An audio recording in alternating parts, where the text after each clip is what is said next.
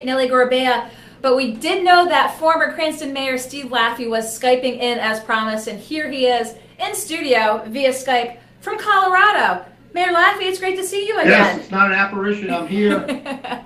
He's here. He's looming. Great to be with you guys. I keep up with golocalprov.com, so I enjoy being on with you. Well, I appreciate it because we've been keeping tabs with you because you might be gone, but you're certainly not forgotten. You've been weighing in here on the finances of Providence. I was checking back. We just had a piece from you just a couple months ago. So, you know, you head out west, but yet you're still concerned, obviously, with the state of the capital city here. Mayor Lorza just addressed his budget proposal for FY18 last night. You were in a city that had some major pension issues that you had to address. What's your take on Providence? You know, I never know. When you're in Rhode Island, you have to always wonder, when I was in office or out of office, are you dealing with people who are mentally not capable, or are they all in on the game? And in the case of the mayor of Providence, I would guess he's in on the game. So instead of saying we're going to fix the pension program, instead of offering school choice, instead of, you know, all the things that are really important, fixing potholes, doing away with graffiti, he wants to give people ID cards so they can feel better. That is bizarre. It's bizarre in a city, and he announces that people move to cities that are progressive and are doing well in his speech because they're inclusive. People move to cities, someone tell him, for jobs. Everybody moved to North Dakota when oil was $100 a barrel. No one ever goes to North Dakota even to visit. I've been to 49 states except for North Dakota. But people went there for jobs, and there are no jobs in Rhode Island, and people continue to flee the state. It's bizarre that people allow this to be said without literally running people out on a pitchfork. It's bizarre to me. His whole speech is bizarre. It's a speech that reminds me of Cranston, Rhode Island's Mayor O'Leary before they went bankrupt, before I came home. His speech was, I'm going to increase services. Look at it. It's in your article. He's increasing expenses and services, but no taxes will be increased. You know, again, we just heard the address last night. Very little nuts and bolts, obviously, just sort of big picture spending, education spending, as you mentioned, the ID cards. But yet we're facing this unfunded pension liability that continues to not be addressed. You know, it can't. Just remind yourself of one thing about progressives. They are totalitarians hiding behind the closet, and they will take a city like Detroit to zero. I didn't know this when I was much younger. I figured that people in Detroit would figure it out. I figured that they would say, oh my gosh, we got to do something about this people fleeing the city, property values going down. They took it to zero. Providence leaders from Cicilline to today, when he was mayor, are taking it to zero. They're taking it to bankruptcy. And the only strange thing that differs Rhode Island from many other places is that people seemingly put up with it. Well, we're in cycle, Steve. As you know, 18, mayor's race in Providence, governor's race. A lot of speculation about, obviously, Mayor Fung putting up a challenge to Gina Raimondo again. You know, we talked a little bit before the show that you said you're not in the minutia of Rhode Island politics, but you keep tabs, obviously, being the political animal that you are. If you looked in your crystal ball, how do you see 18 playing out in Rhode Island? Well, neither of those people will be governor. Alan Fung, Mayor Fung, who served with me in the city council, if he were to run for governor again, all the opponents would do would play that state police report that reminds everybody that he should have resigned from office. It'll be played over and over and over again. Possibly Mayor Fung thinks it won't be, but it will be. In the case of the governor, the $324 million that she has spent on the human welfare system, on a computer system that is better, it's worse than an abacus, it seems like. That it doesn't function. And her view, I met Governor Raimondo one time. I was back in Rhode Island about 1.5 years ago, and she gave a speech, because she saw me, and I think she basically thought I had died. She had never met me. And when she saw me, I think she just backed up, oh my gosh. But her speech was this, and she says, and I guess she says this all the time, she says that Rhode Island is not really competing with Texas or internationally. It's really competing as a city that if you want to be in the Northeast, like Buffalo or Camden, Maine, or Worcester, Mass., that they want to compete with those cities. So I stopped the conversation and said, Governor, I haven't been here in a while. Is this your stick? And do people believe it? In other words, do you say this to everybody? Because it's totally false. It's a total falsehood. It's a blatant lie. You are competing with Colorado and Texas. And do people buy the stupidity that you say? Well, she didn't answer the question, and she left the room rather quickly. But that's the attitude, that you can say that as if anybody who's a business leader in America is like, let me choose between Buffalo and Providence. Was this question asked? Did you ask her this publicly, or was this in a private conversation? It was in a room full of about 50 people, so I don't know if there's any cameras, but it was a meeting of a club that I belong to, and because we were told to be polite, I tried to be polite. But you just can't get up in front of me and say really stupid things. I have no time for it. I never did. Well, one of the big things that's been a big talking point issue here, Steve, as I'm sure you've been following, is economic development here in the state and the incentive packages basically afforded to the Commerce Corporation to try and lure businesses, help businesses. We had former adversary, Steve Laffey, we have Link Chafee in here who called it a candy store approach to economic development. On the flip side, the governor says, well, it needs to be done to compete with other places that are incentivizing businesses to go there, that GE, that we couldn't afford to compete with the incentive package provided to GE for Boston. What's your response to that? Governor Chafee is usually wrong about everything, but he's sort of right about that. It's a terrible situation that Rhode Island's got itself into. Take AT Cross pens. They don't make any pens. They're in Lincoln, Rhode Island. Who could care less about pens? Nobody uses pens. Yet let's give them all kinds of money to move to Providence. It's the dumbest thing I've ever heard in my life. Listen, the day that Rhode Island wakes up and says, you know what? We've got to make every single tax rate, every single tax that we have less than Massachusetts. So if they have a 5% personal income tax rate, we're at 4.99. If their property taxes are X, we're X minus 0.01. If they have a sales tax holiday August 2nd and 3rd, ours is August 1st, 2nd, 3rd, and 4th. Once you do that, you'll be able to attract businesses. The property if I could show you my property, I bought 36 acres in the middle of the fastest growing city maybe in America, Fort Collins, Colorado. My property taxes with a 4,400 square foot home valued at $750 have been $3,700. My old home in Cranston, Rhode Island, valued at $200,000. The property taxes today are like $5,000. That's a 50 by 80 lot with vinyl siding home, 3-bedroom, 1-bath home in a nondescript. I love living there. Don't get me wrong. Tallman Avenue, where I live with all my friends. The property taxes are 3 times higher. When I moved here and I had a half-year tax for the RV that I used for the driving around the state in the campaign with, when my accountant in Colorado saw the RV tax for half a year in Rhode Island, he thought it was another home. So Rhode Island is in a death spiral. And none of the elected leaders can figure it out, are either too dumb or are in on the game. The fact that property taxes are so high and taxes are so high is that drive down the infrastructure of Rhode Island, drive down Reservoir Avenue in Cranston. Nobody can paint their homes.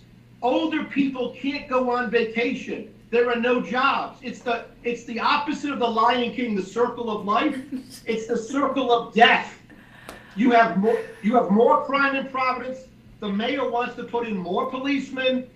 You're going to have higher expenses, more people moving out, higher taxes, more crime, until you get bankruptcy of Providence and near bankruptcy of Rhode Island. Yet your elected officials ignore all this, and somehow the people of Rhode Island don't literally rise up. They rose up in Cranston one time. They paid attention. And we fixed the whole shooting match. You're speaking to the only person ever who really actually fixed a pension system, maybe in America, but certainly in Rhode Island. These things can be done, and when people get desperate again, I think they will be done.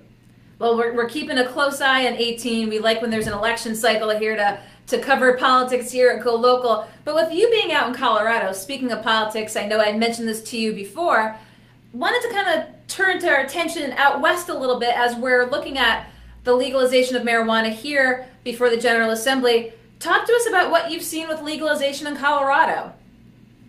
Yeah, it's one of the saddest things you could see, a growing state, an unemployment rate of the lowest in the country, lots of jobs, and now, because of legalized pot, lots more deaths on the roads, DUIs becoming marijuana deaths, the rate is going up. Young children are walking into school systems with dime bags, if you don't know what that, I'm sorry they don't call that anymore, but dime bags, marijuana that they get from their parents' table, and what I would call a transient population, people who come here just to smoke pot. They burn down houses with fires. They set forests on fires near Boulder. They burn down hundreds of acres. There are people who are convicted felons. People literally blow up houses, and because if they're trying to make marijuana with this resin, they blow up a house.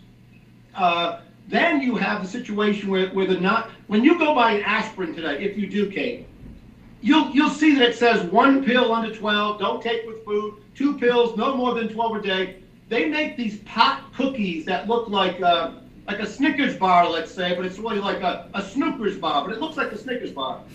Nobody regulates it. There have been people eating these candy bars and literally killing other people and jumping out windows to their death. So the whole thing is terrible idea. Not that we should put people in jail for smoking a doobie, whatever, right? I mean, who really wants to spend time on that? But when you tell young people it's okay, and we know, as Patrick Kennedy, for example, who he and I disagree on a lot of things, but we agree on this. When you see young people, and you know that it's lowering their IQ, when we can't afford, with the test scores you have in Rhode Island, to lower anybody's IQ, right? When you see the SAT scores, who's saying, let's lower the IQ of young people so they can do even worse?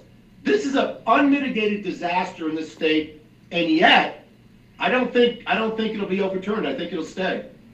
Well, we are keeping tabs on what happens here in Rhode Island. We actually had Patrick Kennedy Skype into the show. We've had both proponents and opponents here in the state.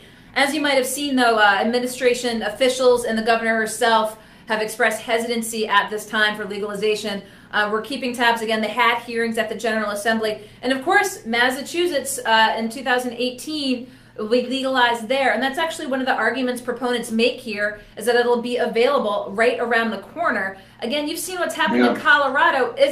A lot of folks say it's not a matter of if, but when. Is there a better way to legalize marijuana?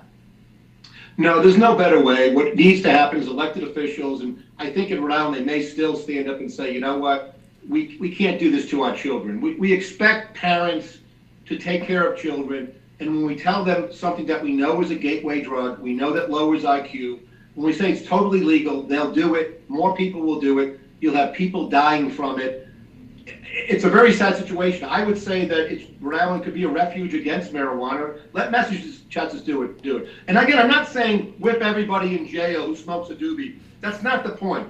The point is, if you say it's okay for adults to do, kids will do it. And it's been a disaster in Colorado, yet it's not going away. So once it's in, you got it forever, I think.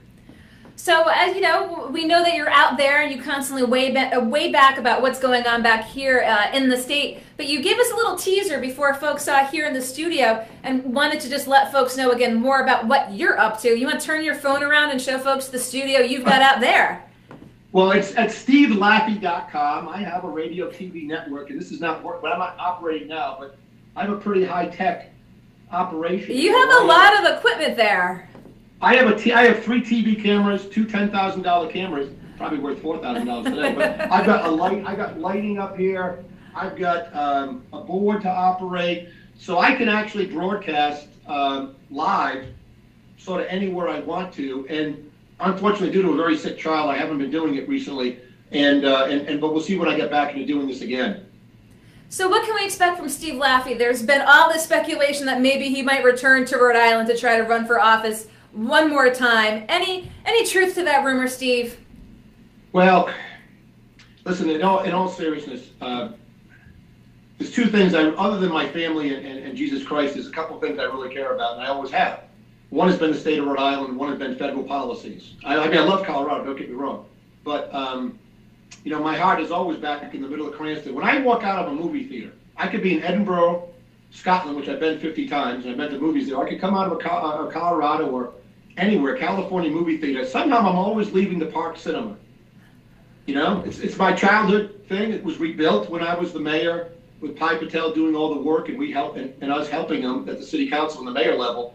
But so I don't know. I have a very sick child, and I'm focused on that right now. I have 6 children, and because of school choice, just to get to another topic very quickly, because of all the school choice in Colorado, I have a son who entered law school at 20 because the state of Colorado allows you to go to high school and college at the same time. There are charter schools everywhere. The cost per student is less than Rhode Island by $3,000 a student, and the test scores are hugely higher. If people in Rhode Island would just get off this whole thing with the teachers union and wake up and rise up against them, you know, we could turn Rhode Island around. And so, you know, does Rhode Island really want the medicine that I delivered in Cranston? I don't know. Do they? The medicine in Cranston. I ran a campaign in Cranston that went like this, kid. Think about it. It's 2002. Here was the campaign. You won't like anything I'm going to do. Please vote for me, Steve Laffey. I didn't come back all the way to Cranston to live in Detroit. Vote for me, Steve Laffey. That was a winning message. Well, I don't know. As you said, Cranston and Rhode Island are always in your heart. You've got a lot of things on your plate right now. But I had to ask the question. You know, we'll see if you decide to turn around and come back to Rhode Island and put those messages out there. You know, we'll see if maybe you test the waters. Well, if you see a guy on a white horse riding through Providence with a big white hat getting off at the Capitol, it might be me. Steve Laffey might be back. Well, as I said, I appreciate your taking the time to weigh in today because you've been gone, but still opining on what's happening here, and especially what's happening in Providence. Kate, I'll tell you one last thing. I had a lady walk up my driveway of 20 acres 4 days ago. She lost her dog. I went out to the gates. I had a cowboy hat on and sunglasses. I said, "Can I help you?" She said, "I lost my dog." I took my hat and my glasses off. And I said, "Oh, I'm Steve Laffey. Nice to meet you." The lady thought she had seen the risen from the dead person. She screams, "You are Steve Laffey!" I'm like, yeah. She says, "I'm from West Warwick, Rhode Island. And I lived there when you were the mayor, blah, blah, blah." Of course, why did she leave? There were no jobs. But anyway, we had this long talk. We found her dog on my property, but she literally reacted like someone had come back to life. Anyway. Steve Laffey out on the farm in Fort Collins, Colorado, weighing in today here back about Rhode Island, talking about your perspective on marijuana, and of course we hope to be hearing from you soon in the future, so I appreciate your Skyping in today, Steve. Anytime you need me, Kate, I do follow what you guys do. You do a great job at Go Local Prime, Russell Moore and the gang. We try. Guys, I really appreciate it. We keep at it here, so give us some feedback, Steve. We'll talk soon, and I'll let you go out in Colorado.